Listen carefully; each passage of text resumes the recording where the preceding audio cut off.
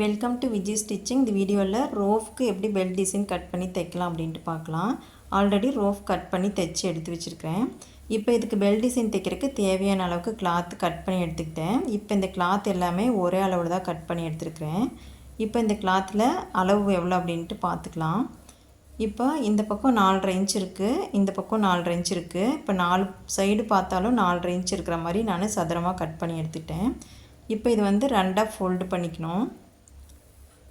ரோஃப் இந்த மாதிரி நடுவாண்டு வச்சுட்டு கோன் ஷேப்பில் ஃபோல்டு பண்ணிவிட்டு தைச்சிக்கலாம். இது நெட்டட் கிளாத் அப்படிங்கிறனால இது வந்து பிரிஞ்சு வராது.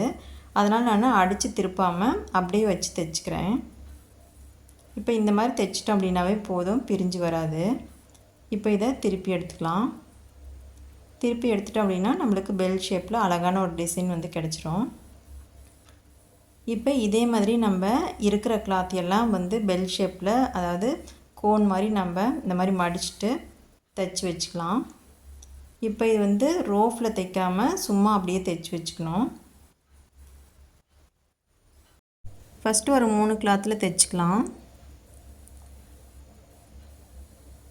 தைச்சிட்டு இந்த மாதிரி திருப்பி எடுத்துக்கணும். திருப்பி எடுக்கும்போது இந்த ஷேப் கரெக்டாக திரும்பல அப்படின்னாக்கா ஷார்ப்பான டூல்ஸ் வச்சு திருப்பிக்கணும்.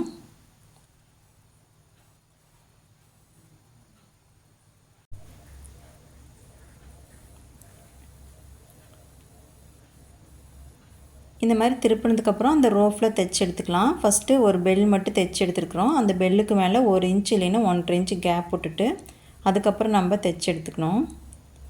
நான் ஊசியில் நூல் கோர்த்து அதுக்கப்புறம் தான் வந்து தைக்கிறேன், மிஷினில் தைக்கல.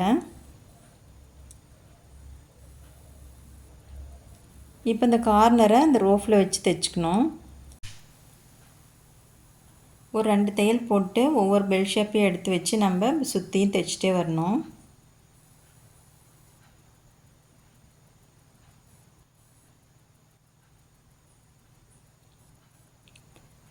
தைக்கும்போது அந்த ரோஃபில் வந்து கார்னர் படுற மாதிரி தைச்சோம் அப்படின்னாவே போதும்.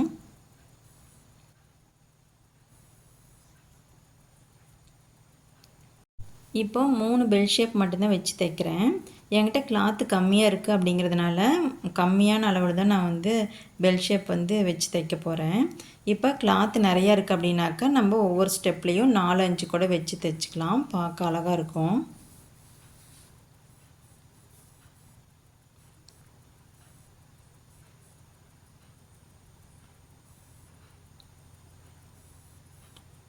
இப்போ அடுத்த ஸ்டெப்பில் 4 பெல் ஷேப் வச்சு தைச்சிக்கிறேன். இப்போ மறுபடியும் வந்து ஒரு இன்ச் இல்லைன்னா 1.5 இன்ச் கேப் விடணும். அந்த கேப் விடும்போது நம்ம அந்த ஊசி வந்து அந்த பைப்பிங் வழியாக உள்ளே விட்டு வெளியில் எடுத்துக்கலாம். எடுத்துகிட்டு அந்த கார்னர் வச்சு தைச்சி எடுத்துக்கலாம். இப்போ ஃபஸ்ட்டு ஸ்டெப்பில் தைச்ச மாதிரியே தான் இதுலேயும் தைக்கணும். ஒரு பெல் ஷேப்பையும் வச்சு அந்த கார்னரை அந்த பைப்பிங் மேலே படுற மாதிரி வச்சு தைச்சிக்கணும்.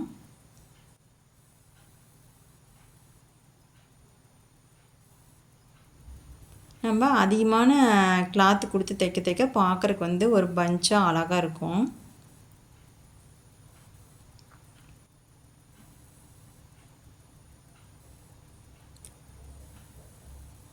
நெக்ஸ்ட் ஸ்டெப் போகும்போது நம்ம அந்த பைப்பிங் வழியாகவே ஊசி உள்ளே விட்டு வெளியில் எடுத்துக்கலாம். இந்த மாதிரி எடுத்துட்டு அதுக்கப்புறமா நம்ம அந்த ஷேப் வச்சு தைச்சிக்கலாம்.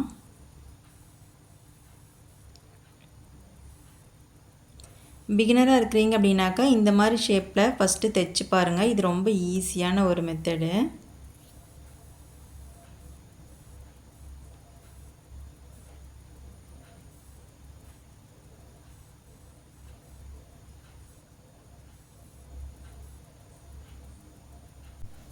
பார்க்குறக்கு அழகாக இருக்குது. இதோடு நிறுத்திக்கிறதா இருந்தாலும் நிறுத்திக்கலாம். கிளாத்து கம்மியாக இருக்குது அப்படின்னா இதோடய நிறுத்திக்கலாம். கிளாத்து அதிகமாக இருக்குது அப்படின்னா அடுத்த ஸ்டெப்பும் நம்ம கொண்டு போய்க்கலாம், பார்க்க அழகாக இருக்கும்.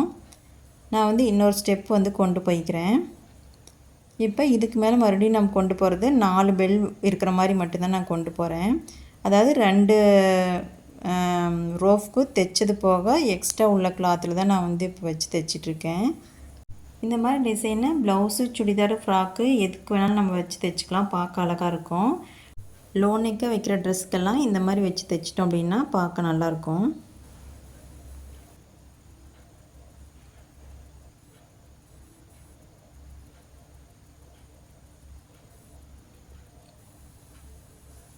அவ்வளோதாங்க, நம்ம தைச்சி எடுத்துட்டோம்.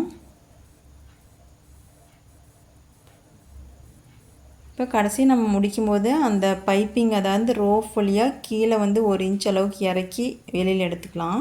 இந்த மாதிரி எடுத்துட்டோம் அப்படின்னாக்கா எந்த இடத்த முடிச்சிருக்கோம் அப்படின்ட்டு தெரியாமல் இருக்கும். அவ்வளோதாங்க, இப்போ தைச்சி முடிச்சிட்டோம். இந்த மாதிரி ஷேப் வந்து தைக்கிறது ரொம்ப ஈஸி. ஆனால் இந்த மாதிரி ஸ்டெப் பை ஸ்டெப்பாக ஒரு பஞ்சாக தைக்கணும் அப்படின்னா நம்ம கையில் வந்து தைச்சி எடுத்துட்டோம் அப்படின்னா தான் ஃபினிஷிங் நீட்டாக இருக்கும். இந்த வீடியோ உங்களுக்கு பிடிச்சிருந்தது அப்படின்னா நீங்களே இதேமாதிரி ட்ரை பண்ணி பாருங்கள். தேங்க்யூ.